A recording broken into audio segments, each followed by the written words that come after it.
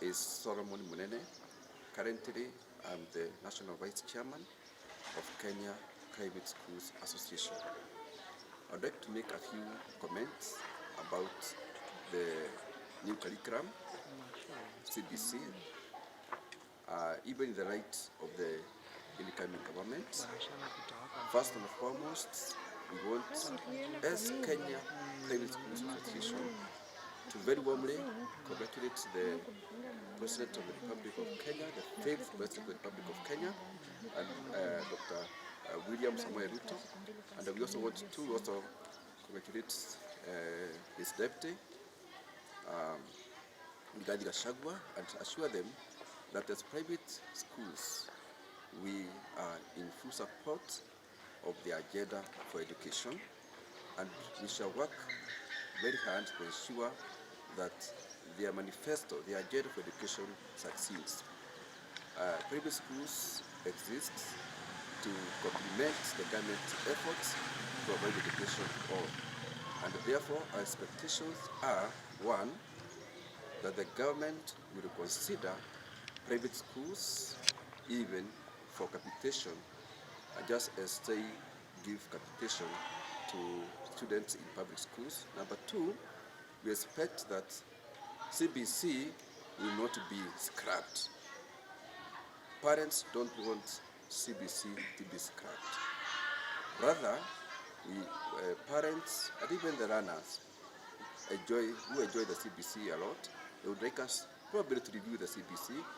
We have a sitting, and we take the stock of what has happened so far of our curriculum, and we identify the challenges, and we review the curriculum as per the challenges to make it a smooth curriculum.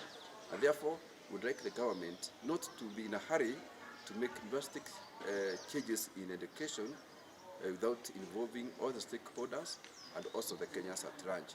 Because a curriculum is not something that you change overnight. It's not like a project, like building a road or digging some, a well somewhere, whereby you can say, I'm stopping that for now, there's no money. For curriculum, you cannot stop it, neither can you change it overnight, because it is usually a long journey of research, and many things are done, and children are already in that curriculum. Let us think about the children themselves.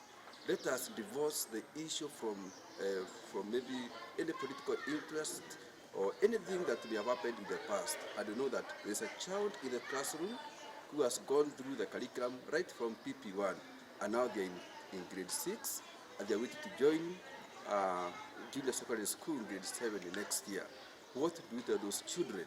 And we ask ourselves as stakeholders, if we do away with the CBC or we do anything about it, which is so drastic, does it mean that any government that comes will be coming with their own curriculum that will bring out of confusion in the sector and even with our children?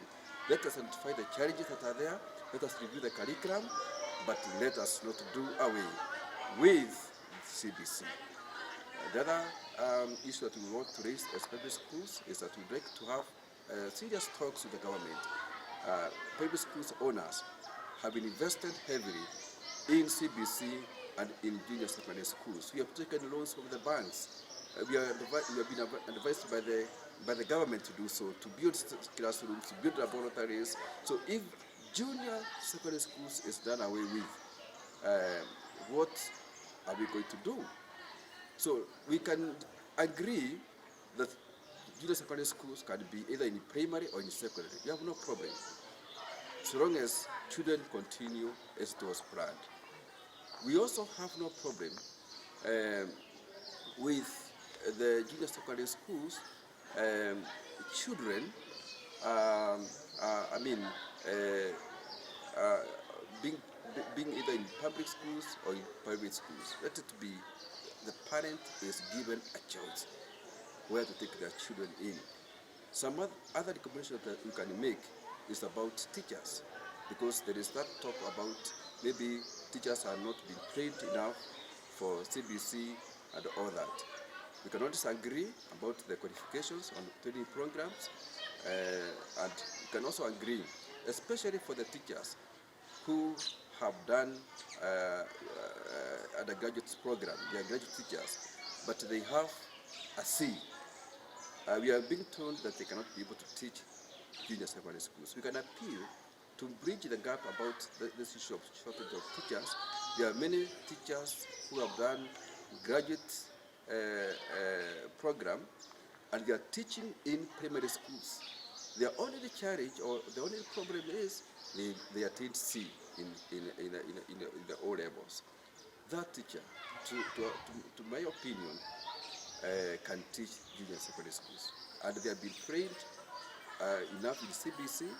Those are some of the amendments that we can sit together with the Teacher Service Commission and all the stakeholders and agree so that we continue with the program. And again, I would appeal to our leaders not to cause any panic to the parents by making some utterances that are causing panic even to the runners. Let us be careful, knowing that education is very sensitive.